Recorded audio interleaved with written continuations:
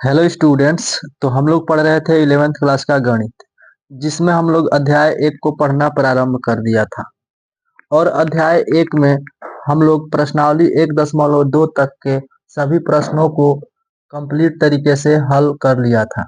आज की इस वीडियो पार्ट 21 में हम लोग पढ़ेंगे प्रश्नावली 1.3 का बेसिक। ठीक है, तो चलिए इस वीडियो को स्टार्ट करते हैं और देखते हैं प्रश्नावली 1.3 का बेसिक क्या है। तो आप लोग इस चैनल को सब्सक्राइब कर लीजिए और अपने दोस्तों में इस वीडियो को ज़्यादा से ज़्यादा शेयर कीजिए। ठीक है, तो चलिए इस वीडियो को स्टार्ट करते हैं। देखिए, इस वीडियो में हम लोग पढ़ेंगे उपसमुच्चय और उपसमुच्चय की परिभाषा और इसके एग्जाम्पल्स के बारे में हम लोग पढ़ेंगे। ठीक है, तो देखिए इसका डेफिनेशन क्या होता है। देखिए, उपसमुच्चय को अंग्रेजी में बोलते हैं सबसेट्स। क्या बोलते हैं अंग्रेजी में? तो सबसेट बोलते हैं। देखिए इसका डेफिनेशन है, यदि समुच्चय ए का प्रत्येक अवयव समुच्चय बी का भी एक अवयव है तो ए बी का उपसमुच्चय कहलाता है। फिर से देख लीजिए, यदि समुच्चय ए का प्रत्येक अवयव समुच्चय बी का भी एक अवयव है तो ए बी का उपसमुच्चय कहलाता है। इसे ए इस साइन को या संकेत कह लीजिए, इस संकेत को हम लोग पढ़ते हैं उपसमुच्चय बी। ठीक है, ए उपसमुच्चय बी से व्यक्त करते हैं। ठीक है, इस साइन को क्या पढ़ते हैं? उपसमुच्चय। ठीक है, यदि ए बी का उपसमुच्चय नहीं है तो हम लोग लिखते हैं ए उपसमुच्चय नहीं का साइन हम लोग इस तरीके से देंगे और बी, यानी कि इसका मतलब हो गया कि ये उपसमुच्चय नहीं है बी का। ठीक है, देखिए कुछ एग्जाम्पल है, आप इसे समझिएगा और इसके थ्रू आप उपसमुच्चय को पूर्ण तरीके से समझ पाएंगे। ठीक है, तो देखिए यहाँ पर इतना एग्जाम्पल है और आप समझिएगा ध्यान से। बोला गया है ए का प्रत्येक अवयव समुच्चय बी का भी एक अवयव है तो ए बी का उपसमुच्चय कहलाता है। देखिए ये जरूरी नहीं है कि बी का प्रत्येक अवयव ए में हो, लेकिन ये जरूरी है कि ए का प्रत्येक अवयव बी में होना चाहिए।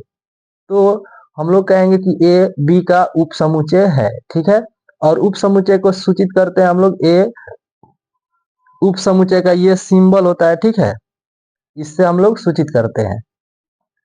तो देखिए इसको हम लोग किस तरीके से लिखेंगे, ध्यान दीजिएगा।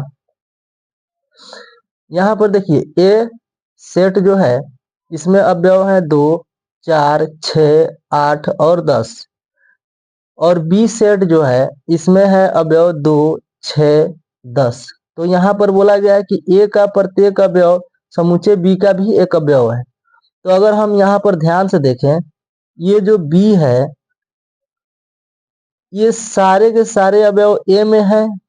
जो बी के अवयव है ये सारे अवयव ए में है, यानी कि देखिए 2 है इसमें तो इसमें भी 2 है, इसमें 6 है तो इसमें भी 6 है, इसमें 10 है तो इसमें 10 है। यानी कि हम कह सकते हैं कि बी के सारे अवयव ए में से लिए गए हैं। तो इसे हम लोग कहेंगे कि बी जो है उपसमुच्चय है ए का। इस तरीके से हम लोग लिखेंगे। ठीक है, देखिए उप का मतलब हो गया छोटा समुच्चय, यानी किसी से ले करके बनाया गया समुच्चय जो हो उसको हम लोग उपसमुच्चय कहेंगे। जैसे मान लीजिए आप जहाँ रहते हैं, मान लीजिए वहाँ के मुखिया होंगे, तो एक मुखिया होता है और उसका एक उप मुखिया भी होता है, और उप मुखिया जो होता है मुखिया के पद से छोटे पद वाले को कहते हैं उप मुखिया। ठीक है, इसी तरह से होता है मुख्यमंत्री और एक होता है उप मुख्यमंत्री। तो मुख्यमंत्री का पद बड़ा होता है और उप मुख्यमंत्री का पद छोटा होता है। ठीक है, तो उसी प्रकार से उप समुच्चय का मतलब है कि समुच्चय से छोटा समुच्चय जो होता है उप समुच्चय होता है उसका। ठीक है, तो देखिए बी में 3 अवयव है और ए में चार नहीं, इसमें कितने अवयव है? 5 अवयव है। जो कि हम लोग देख रहे हैं कि बी का प्रत्येक अवयव जो है ए में से लेकर के बी सेट बनाया गया है।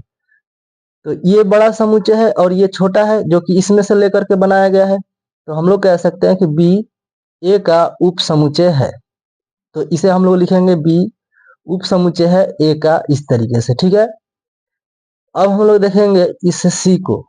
देखिए सी में अवयव है 4, 6, 8। तो अगर हम ध्यान दें तो ये 4 इसमें है, 6 भी इसमें है, 8 भी इसमें है। तो हम लोग कह सकते हैं कि सी जो बनाया गया सेट है ये ए के सारे अवयवों में से लेकर के बनाया गया है।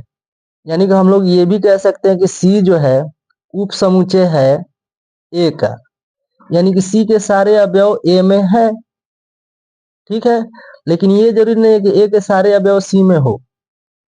ठीक है, तो ऐसा समझिए कि सी जो सेट बनाया गया है वो ए के अवयवों में से ही लेकर के बनाया गया है, इसलिए सी जो है ए का उप समुच्चय है। ठीक है, तो इसे हम लोग इस तरीके से लिख सकते हैं। अगला बात देखिए, डी को अगर देखते हैं हम लोग तो डी में है अवयव 2 और 6। यहाँ पर 2 और 6 जो है सेट ए में मिलेगा। देखिए 2 है और इसमें 6 भी है। हम लोग कह सकते हैं कि सेट डी जो है ए के अवयवों से बनाया गया है। तो इसका मतलब कि डी जो है उप समुच्चय है किसका, तो सेट ए का। ठीक है, तो इस तरीके से लिखेंगे। और एक बात समझ लीजिए,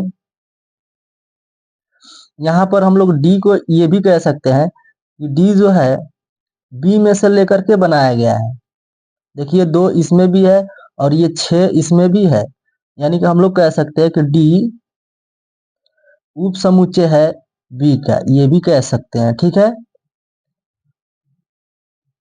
अगला बात देखिए, यहाँ पर सी जो है सेट हम लोग ये कह सकते हैं कि 4 जो है इस बी में नहीं है, 6 है, 8 भी बी में नहीं है। तो हम लोग कह सकते हैं कि सी के सारे अवयव तो बी में नहीं है, इसका मतलब सी जो है उप समुच्चय नहीं है किसका, तो बी का। ठीक है, इस प्रकार से हम लोग इसे लिख सकते हैं।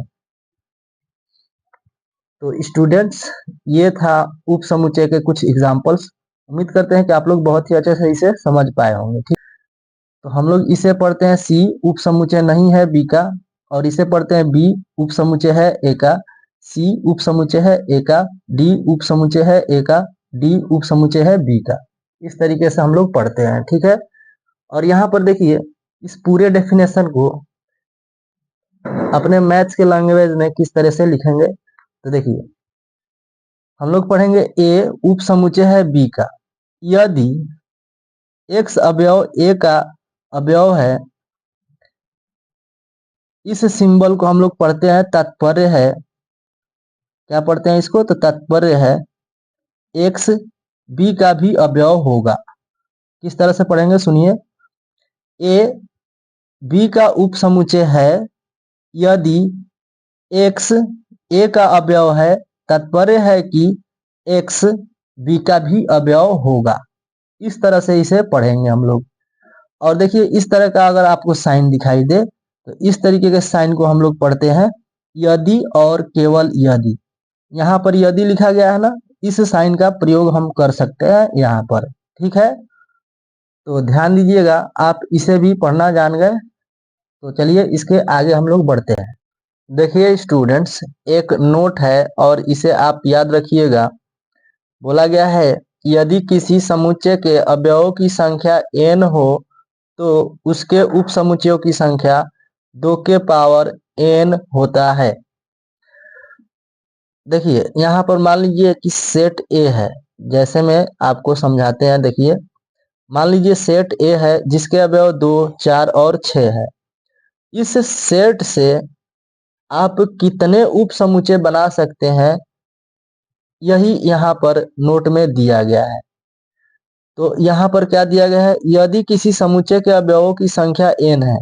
इसमें देखिए इस समुच्चय में अवयवों की संख्या कितनी है, तो अवयव है 1, 2, 3। इसमें टोटल कितने अवयव है, 3 है।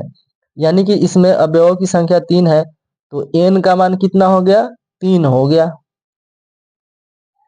किसी समुच्चय के अवयवों की संख्या n हो, यानी कि यहाँ पर अवयवों की संख्या कितनी है, 3 है। n का मान क्या हो गया, 3 हो गया। तो उसके उप समुच्चयों की संख्या 2 के पावर n होता है। तो देखिए इसके उप समुच्चय कितने हो जाएंगे, 2 के पावर n, यानी कि हम लोग कह सकते हैं 2 के पावर n, n का वैल्यू कितना रख सकते हैं 3। तो इस प्रकार से 2 गुणे 2, इसका मतलब क्या हो जाता है 2 गुणे 2 गुणे 2, 3 बार गुना करेंगे, ठीक है। तो इस प्रकार से आंसर क्या आ जाएगा 8। यानी कि इस सेट से कुल कितने उप समुच्चय बनाए जा सकते हैं, तो 8 उप समुच्चय बनाए जा सकते हैं। वह उप समुच्चय कौन कौन से हैं, तो आप यहाँ पर ध्यान से देखिएगा। देखिए इसमें से किस तरह से हम लोग उप समुच्चय बना सकते हैं। इसी के अवयवों को लेकर इससे छोटे समुच्चय को हम लोग उप समुच्चय कहेंगे, ठीक है, बनाएंगे जो। देखिए यहाँ से मान लीजिए हम 2 ले लिए और इसमें मझला ब्रैकेट लगा दिए। तो देखिए इस समुच्चय में भी एक अवयव है जिसका नाम 2 है, ठीक है। आप इस सेट का नाम दे सकते हो या नहीं भी दो तो कोई दिक्कत नहीं है।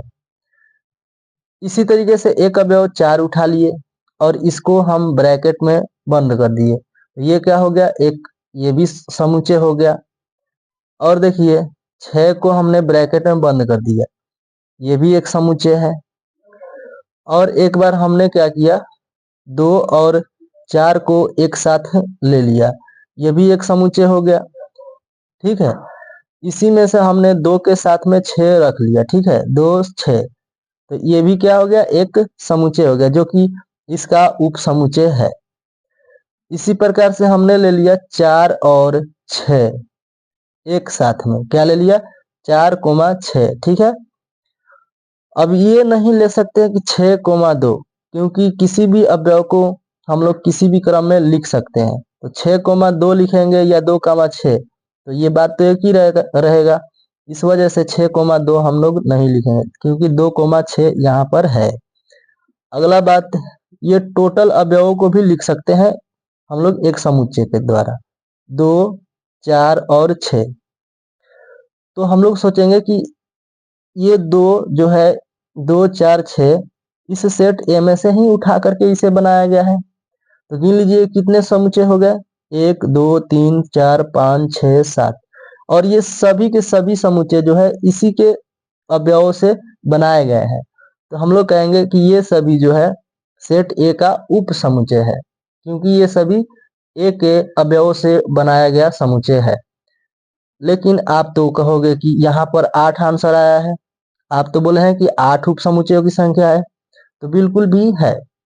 ये बताइए कि आपने यहाँ से 2 उठा लिया, एक अवयव उठाया, फिर से एक अवयव, फिर एक अवयव उठाया, फिर 2 अवयवों को आपने उठाया।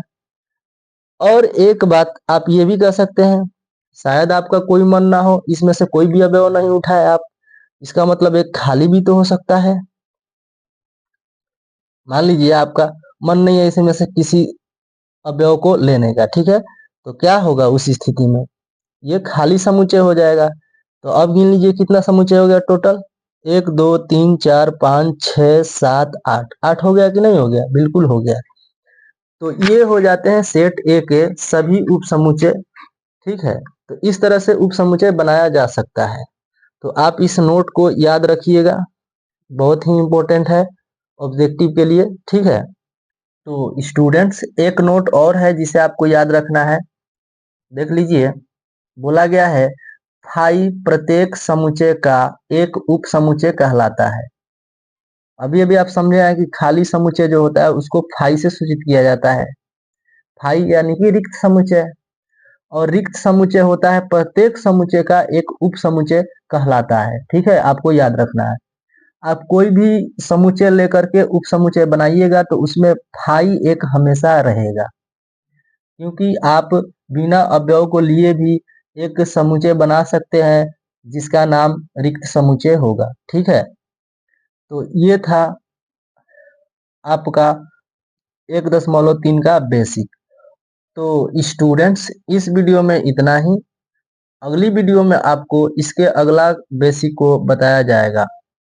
तब तक के लिए आप इस चैनल पर बने रहिए, और अगर आपको वीडियो पसंद आया हो तो वीडियो को एक लाइक कीजिए, एक प्यारा सा कमेंट कीजिए। अगर किसी तरह का डाउट रहता है तो आप कमेंट कीजिए, ठीक है। तो इस वीडियो में इतना ही। आप लोग इसका स्क्रीनशॉट लेना चाहते हैं तो स्क्रीनशॉट ले लीजिए।